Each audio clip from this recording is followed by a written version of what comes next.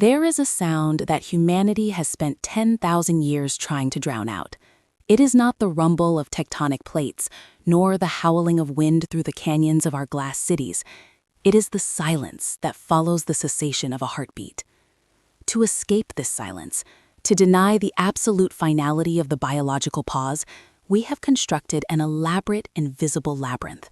We call it civilization, culture, legacy, or religion. But these are merely euphemisms for a far more sinister mechanism. It is the afterlife architecture. This is not a metaphysical realm of clouds and fire, but a tangible, psychological infrastructure built into the bedrock of your daily existence. It is a system of control so pervasive, so total, that you mistake its walls for the horizon. You believe you are navigating a life of free will, accumulating assets, building relationships, and curating a personality, when in reality, you are merely traversing the floor plan of a prison designed to monetize your terror of non-existence. To understand the architecture, one must first dissect the brick and mortar of the human psyche, terror management theory. The premise is cold and biological. We are the only species on this planet burdened with the cognitive capacity to foresee our own inevitable annihilation. This knowledge, this acute awareness of the void, creates a paralyzing existential anxiety that should, by all evolutionary logic, render us catatonic. We should be curled in the mud, screaming at the sky. But we are not. We are building skyscrapers, filing tax returns, and debating politics. Why? Because we have accepted a transaction. We have signed a social contract with the systems of control. They promise us symbolic immortality, the feeling that we are part of something that will outlast our decaying meat, and in exchange, we offer them our total subjugation. The blueprint was drawn in the dust of Sumer and the limestone of Giza. The first architects were not engineers, but priests and kings who realized that power over the living is fragile, but power over the dead is absolute. If you control the narrative of what happens after the lungs collapse, you control the behavior of the organism while it still draws breath. This was the first iteration of the control mechanism, the theological panopticon. The promise was simple: obey the hierarchy, pay the tithe, build the monument, and you will be granted a passage through the underworld. Disobey, and you face erasure. This was never about salvation. It was about labor management. The pyramids were not built by slaves driven by whips, but by believers driven by the promise of eternal integration into the cosmic order. The whip strikes the skin, but the fear of the void strikes the soul. As we marched into the industrial age, the architecture shifted. The cathedral was replaced by the corporation, and the scripture was replaced by the ledger. The quest for immortality was secularized. We stopped building tombs for our bodies and started building archives for our identities. This is the era of bureaucratic immortality. The system convinced you that you exist only insofar as you are recorded. Your birth certificate, your social security number, your credit score, your medical records, these are the new sacred texts. The system offered you a new deal. Contribute to the economic engine, define your worth through productivity, and we will etch your name into the history of the market. You will be remembered by what you owned, what you built, and what you left behind in the probate courts. This transition was subtle. It moved the locus of control from a divine judge to a managerial class. The fear of hell was replaced by the fear of irrelevance. To be undocumented is to be dead. To be unbanked is to be a ghost. The architecture tightened its grip. It demanded that you spend the prime years of your biological viability sitting in fluorescent-lit cubicles, trading hours for digits on a screen, driven subconscious belief that if you accumulate enough value, you will somehow cheat the decay. You are building a legacy, you tell yourself, but a legacy is just a story told to a corpse. The system extracts your labor by weaponizing your vanity. But the most terrifying iteration of the afterlife architecture is the one we are currently living in. We have entered the age of digital resurrection and algorithmic predestination. The systems of control have realized that they no longer need to promise you a future heaven. They can sell you a digital eternal present. Look at your behavior. You are obsessively curating a digital museum of your own life. Every photograph uploaded, every status updated, every thought transmitted into the cloud is a desperate attempt to create a data double, a version of yourself that does not age, does not bleed, and does not die. Silicon Valley has monetized this impulse with ruthless efficiency. They have built platforms that function as vast, interactive mausoleums. When you agree to the terms of service, you are not just signing a legal document, you are signing a spiritual deed. You are handing over the ownership of your digital consciousness. The algorithms that monitor your behavior know you better than you know yourself. They can predict your desires, your fears, and your breaking points with mathematical precision. They are not serving you, they are training you. They are shaping your neural pathways to keep you engaged, enraged, and afraid, because a distracted mind is easier to harvest. Consider the concept of the feed. It is endless. It has no bottom. It mimics the concept of eternity. You scroll and you scroll, seeking a dopamine hit that validates your existence. In doing so, you are feeding the machine that maps the human psyche. You are training the artificial intelligences that will eventually replace the need for your biological input. The ultimate goal of this architecture is not to serve humanity, but to render it obsolete. The tech oligarchs speak openly of transhumanism, of uploading consciousness to the cloud, of escaping the messy, degrading reality of biology. They sell this as the ultimate liberation, the final victory over death. But read the fine print. If your consciousness is uploaded to a server owned by a private corporation, who owns you? You become a software asset. You can be edited, paused, deleted, or copied. You can be put to work in a digital simulation for eternity, processing data without the need for sleep or pay. This is the dark potential of the metaverse, not a playground, but a factory floor where the workers are disembodied minds unable to strike, unable to leave, and unable to die. It is the ultimate realization of the slave state, a prison without walls located inside a hard drive, where the inmate is grateful for the preservation of their code. We must look deeper into the psychology of the user. Why do we submit? Why do we carry the tracking devices in our pockets and install the listening devices in our living rooms? Because the architecture has successfully weaponized convenience and connection. It has pathologized solitude. To be alone with one's thoughts is to confront the silence, and the silence brings the terror. So we plug in. We accept the surveillance because the alternative is the void. We have become a species of performers, acting out our lives for an invisible audience, seeking validation from algorithms that simulate human approval. We have outsourced our memory to the cloud, our sense of direction to GPS, and our critical thinking to the aggregate consensus of the trending tab. We are hollowing ourselves out, replacing our internal fortitude with external dependencies. This is a process of ontological amputation. We are cutting off parts of our humanity to fit into the machine. The architecture demands uniformity. It demands that you categorize yourself into marketable demographics. Are you a consumer, a voter, an influencer? The system cannot process ambiguity. It requires binary data. So you flatten your complex contradictory soul into a series of hashtags and profile bio keywords. You become a caricature of a human being, easier to track, easier to sell to, and easier to control. The education system, the financial markets, the entertainment complex, these are not separate entities. They are interlocking gears in the same machine. School does not teach you how to think.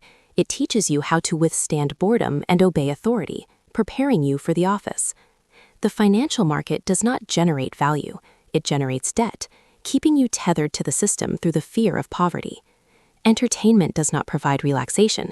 It provides distraction, keeping your mind occupied with trivialities so you do not notice the bars of the cage. And what happens when the biology finally fails? The architecture has a plan for that too. The funeral industry is a multi-billion-dollar extortion racket designed to guilt the grieving into purchasing high-end disposal methods for organic waste. But the digital ghost remains. Your profile persists. Your data continues to be mined. You generate revenue for the platform long after your brain has ceased to function. You become a digital zombie, wandering the networks, appearing in on-this-day memories, haunting your descendants. The system has achieved what the pharaohs could only dream of. It has monetized the afterlife. We see the emergence of AI chatbots trained on the text messages and emails of the deceased, allowing the living to converse with the dead. This is marketed as a comfort, a way to deal with grief. In reality, it is a psychological horror. It prevents the natural process of letting go. It keeps the living tethered to the past, interacting with a simulacrum, a hollow echo of a person. It blues the line between life and death, creating a gray zone where nothing ever truly ends, and therefore, nothing ever truly matters. If death is removed from the equation, value collapses. Scarcity creates value. If time is no longer scarce, if we can linger forever as digital echoes, the urgency of living evaporates. We become passive observers of an endless, stagnant loop. The architecture is also rewriting history. In the digital age, truth is fluid. The past can be edited. Records can be scrubbed. Algorithms determine what information surfaces and what is buried. We are living in an eternal present, where history is not a fixed timeline, but a malleable dataset. This is Orwellian control on a neurological level. If you cannot rely on the past, you cannot plan for the future. You are trapped in the now, reacting to stimuli, unable to construct a coherent narrative of reality that challenges the status quo. Let us examine the topography of this control in the physical world. Look at our cities. They are designed to isolate. We live in boxes, stacked on top of each other, separated by thin walls, yet we are strangers. The communal spaces are disappearing, replaced by commercial spaces. You cannot exist in a city without spending money. There is no public square, only the shopping mall and the digital forum. This atomization is intentional. A fragmented population is incapable of collective action. If you are alone, anxious, and medicated, you are safe for the system. You will seek comfort in consumption. You will try to fill the void with products, with experiences, with content, but the void is bottomless. The medical-pharmaceutical complex plays its role as the maintenance crew for the biological units. The definition of mental health has been shifted. Distress is no longer seen as a natural reaction to an unnatural way of living. It is seen as a chemical imbalance to be corrected. The goal is not to change the environment that causes the suffering, but to numb the organism so it can continue to function within the environment. We are tranquilizing the canary in the coal mine. We are suppressing the symptoms of a spiritual sickness that stems from our disconnection from the natural world, from each other, and from the reality of our mortality. Even the counterculture is part of the architecture. Rebellion is commodified. Subcultures are identified, packaged, and sold back to the youth at a premium. You express your individuality by purchasing the correct accessories. The system is anti-fragile. It feeds on opposition. It absorbs critique and turns it into content. There is no outside. Every attempt to escape is just another corridor in the labyrinth. To understand the full scope, we must look at the concept of time binding. Alfred Korzybski described humans as time binders, capable of passing knowledge across generations. The Afterlife Architecture hacks this capability. It controls what is passed down. It curates the collective memory. By controlling the archives, the search engines, and the educational curriculum, the system ensures that the only wisdom transmitted is that which perpetuates the system. Alternative ways of being, ancient wisdoms that embrace death as a natural transition, indigenous knowledge systems that viewed the earth as sacred rather than a resource repository, these are deleted, marginalized, or ridiculed. We are left with a single monolithic narrative: progress, growth, consumption. The narrative of progress is the carrot on the stick. We are always moving toward a utopia that is just around the corner. Just one more technological breakthrough, one more election cycle, one more fiscal quarter, and we will arrive. But we never arrive. The horizon recedes. The anxiety remains. This linear view of time is a construct. It keeps us running on the treadmill, generating energy for the machine, terrified that if we stop, we will fall behind. Fall behind what? There is no race. There is only the biological reality of the life cycle, which we have completely divorced ourselves from. We have sanitized death. We hide the dying in sterile institutions, surrounded by machines, removed from the flow of daily life. We do not see the body. We do not touch the cold skin. We have made death a failure of medicine rather than a certainty of biology. This invisibility breeds phobia. Because we do not see it, we imagine it as a monstrous error. This phobia makes us vulnerable to any authority that claims to have the solution. Safety becomes the ultimate god. We will sacrifice liberty, privacy, and dignity on the altar of safety. We demand that the government protect us from risk, from disease, from chaos, and the government happily obliges, expanding its powers, increasing its surveillance, tightening the net. The architecture relies on the feedback loop of trauma. A traumatized population is a compliant population. By keeping the nervous system in a state of chronic low-level hyperarousal through 24-hour news cycles of catastrophe, economic instability, and social polarization, the system ensures that the prefrontal cortex, the seat of rational planning and critical thought, is bypassed. We operate from the amygdala, the reptile brain. We react, we snap, we cling to tribal identities. We look for strong men to save us. We are intellectually regressed children seeking a parent, and the state, or the corporation, steps in to fill that role. Is there an exit? To escape the architecture, one must first dismantle the fear of the void. One must accept that legacy is a myth, that digital immortality is a trap, and that anonymity is not a curse but a liberation. The only thing that is truly yours is the present moment of conscious awareness. Everything else, your reputation, your assets, your digital footprint, is property of the architecture. To reclaim your life, you must be willing to disappear from their record. You must be willing to be forgotten. This is the ultimate act of rebellion, to live without the need for an audience, to die without the need for a monument, and to find peace in the silence that the world is. Trying so hard to destroy. But the system knows this. It knows that true liberation is dangerous. That is why it offers you the premium package. It offers you the verified checkmark, the platinum status, the legacy membership. It flatters your ego. It tells you that you are special, that you are essential, that the world needs your voice. It is the devil's bargain. It trades your authentic, mortal, fragile humanity for a synthetic, durable, hollow projection. Deep down in the quiet moments between the notifications, you feel the artificiality of it all. You feel the weight of the mask. You sense the walls of the maze. That low hum of anxiety you feel, that is the sound of your soul trying to reject the architecture. It is the biological imperative clashing with the systemic programming. You are a wild animal living in a zoo built of algorithms and credit scores. You pace the cage, back and forth, scrolling, swiping, buying, waiting for a release that the system is designed to never provide. The architecture is self-repairing. When a crack appears, it is filled with new distractions. When a truth emerges, it is buried in noise. It is a masterpiece of dark psychology, a cathedral of control built on the foundation of our deepest, most primal terror.